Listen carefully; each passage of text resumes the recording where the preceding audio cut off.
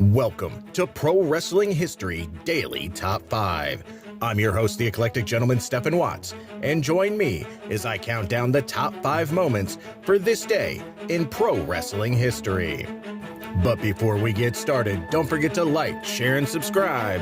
And without further ado, let's get our wrestling history on. Number 5, 1999.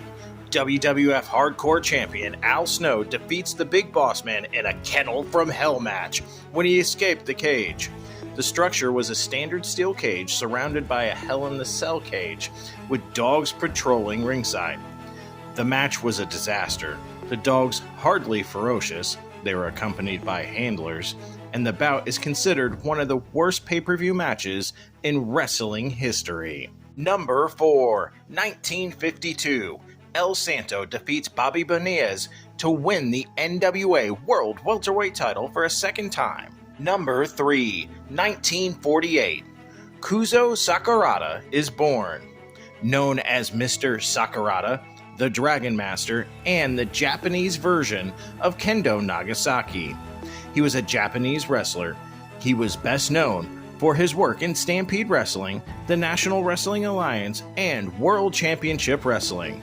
Sakurata was also highly regarded by Bret Hart as one of the most significant trainers alongside Katsu Akadocho, or Mr. Hito, with whom he taught extensively in the Hart Dungeon. Number 2, 1977.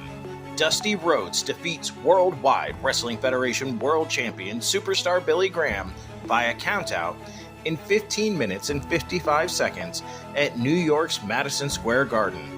The grudge match between the two rivals not only sold out the Garden, but drew several thousand to the adjacent Felt Forum to watch the match on closed-circuit TV. Number 1, 1885.